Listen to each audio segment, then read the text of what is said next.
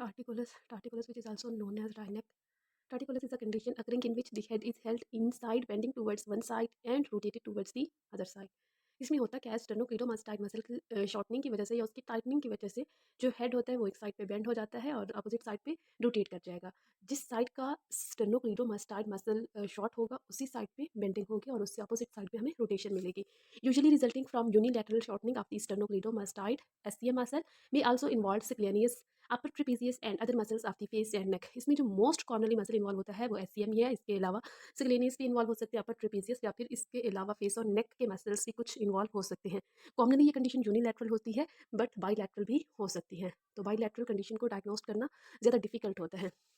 ये हमारे पास लैटरल नेक मसल्स है, वही स्प्लिनियस हो गया, लिमेटर स्कैपुली मसल्स है, स्टेनोक्लीडोमास्टाइड है। ये स्टेनोक्लीडोमास्टाइड ही मेजरली काज होता है टार्टिकुलस की। अब हम डिफरेंट टाइप्स देख लेते हैं टार्टिकुलस की। कॉन्जेनिटल फर्स्ट टाइप जिसकी आ जाती है, नाम से पता चल रहा है कॉन्जेनिटल बाय बर्थ ही होगी। A neck deformity primarily involving unilateral shortening of the SCM that is detected at birth or within the first 2 months of the life. ये वही नेक की ही एबनॉर्मेलिटी है, ये at the time of birth भी identify हो सकती है या फिर within 2 months. Can be subdivided into 3 types. Further इसकी 3 टाइप्स हैं कॉन्जेनिटल टार्टिकुलस की। अब जो फर्स्ट टाइप है उसमें टार्टिकुलस विद पैल्पेबल मैस और tumour in the tight SCM. जो फर्स्ट टाइप है उसमें हमें कोई भी मैस या ट्यूमर पल्पेट होगा एससीएम में।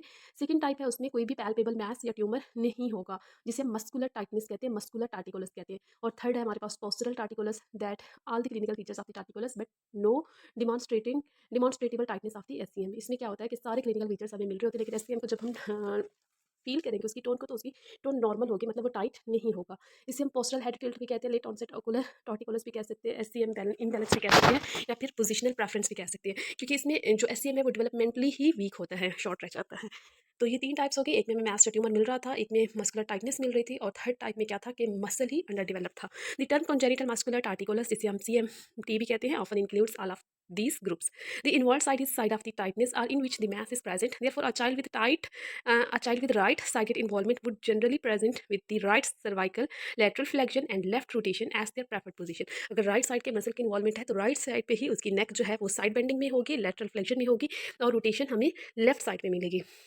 सेकंड टाइप आ जाती है हमारे पास spasmodic torticollis, a clinically diagnosed movement disorder in which many authors describes psychologic accompaniments incidences का 1 in 1 lakh either in serious or abrupt onset.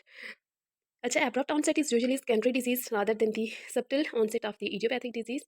इसमें जो ट्रीटमेंट ऑप्शन है वो वेरी करते हैं, but usually includes psychologic and the oral pharmacologic therapy, usually marked by the involuntary hyperkinesis of the neck muscles resulting in abnormal head posture or sustained movement of the head, usually occurs in the later life। congenital के opposite of spasmodic है, इसमें वही tone increase हो जाती है और mostly ये psychological problems के साथ हमें मिल रही होती है, और इसकी ट्रीटमेंट में मोस्टली हम वही ओरल थेरेपी या फिर साइकोथेरेपी जो है वो इसकी कर रहे होते हैं।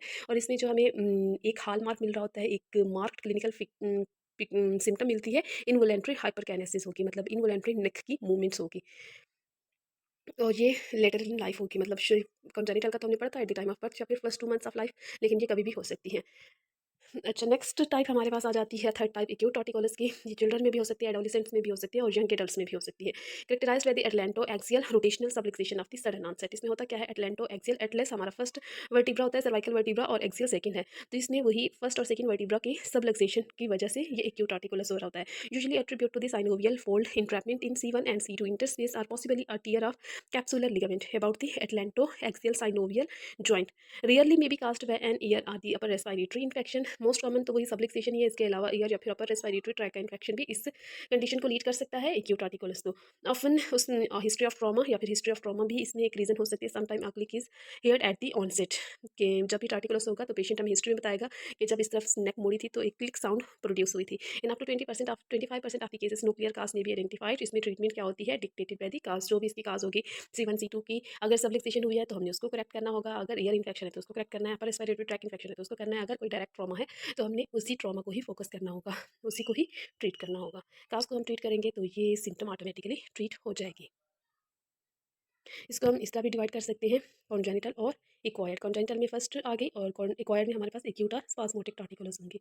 जो एक्यूट टार्टिकुलस है वो किसी भी एज ग्रुप में हो सकती है।